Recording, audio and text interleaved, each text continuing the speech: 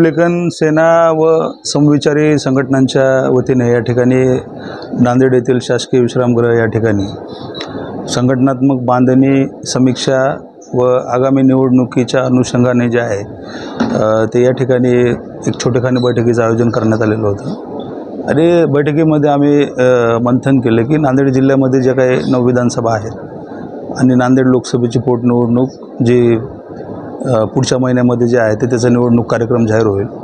तर या सगळ्या परिप्रेक्ष्याच्या अनुषंगाने काही इच्छुक उमेदवार या ठिकाणी आलेत, त्याच्यावर आमची चर्चा झाली आणि एक आम्ही बुद्धिस्ट मॅनिफेस्टो तयार करून जे आहे ते या निवडणुकीला आम्ही समोर जात आहोत। त्याचबरोबर SC ST OBC आणि मायनॉरिटीचे जे काही प्रश्न आहेत या जिल्ह्याच्या अनुषंगाने की जो आमचा जो काही विधानसभेमध्ये विधिमंडळात प्रतिनिधित्व करणारा पक्षाचा जो काही प्रतिनिधी असेल तर त्याच्यासाठी जे आहे ते एक ब्लूप्रिंट तयार करून त्याच्यावर या ठिकाणी चर्चा झाली आणि अशा बैठका सातत्याने होतील आणि येणारी निवडणूक जी आहे ती पक्षाच्या आदेशाने जे आहे ते आम्ही पूर्ण ताकदीने लढणार आहोत असं मी आपल्याला या ठिकाणी सांगू इच्छितो। आपण विधानसभा लढवण्यास इच्छुक आहात का? मी नांदेड लोकसभेची पोटनिवडणूक लढवण्यासाठी इच्छुक आहे, पण पक्ष जो काही निर्णय घेईल त्या निर्णयासोबत मी राहील।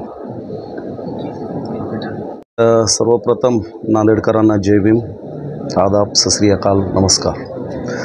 या ठिकाणी जी बैठक घडून आणली उत्तरचे जिल्हाध्यक्ष आमचे राजूभाऊ सोनसळे आणि आज जे आता महाराष्ट्रामध्ये उद्या विधानसभा लागणार आहे आणि नांदेडला पोटनिवडणूक लागणार आहे, या रणधुमाळीमध्ये आज रिपब्लिकन सेनेच्या वतीनं महाराष्ट्रातल्या सर्व जागा सरसेनानी आनंदराज आंबेडकर साहेब निवडणार आहेत, निवडणुकीला उभा टाकणार आहेत। पण नांदेड जिल्ह्यामध्ये आज राजूभाऊ सोनसळे यांची लोकसभेचे उमेदवार म्हणून यांचं नाव डिक्लेअर झालेलं आहे।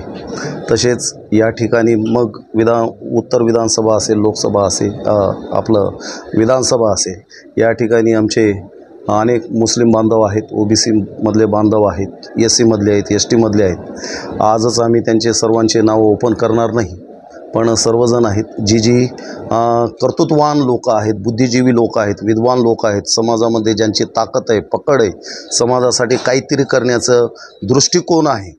आमच्याकडे भले राजकीय लोक जरी आले जे सत्तेमध्ये आहे की नाही अनेक वर्षापासून भोग घेतलेत, पण यांना आम्ही आहे की नाही साहेब आहे की नाही दूर ठेवतील किंवा नांदेडमधून आम्ही त्यांचा विचार केला जाणार नाही। पण ते समाजामध्ये जे निष्ठावंत लोक आहेत, सर्व जाती धर्माच्या लोकांना आम्ही या आपलं विधानसभेच्या निवडणुकीमध्ये त्यांना आम्ही रिपब्लिकन सेनेच्या वतीनं त्यांना संधी देणार आहोत।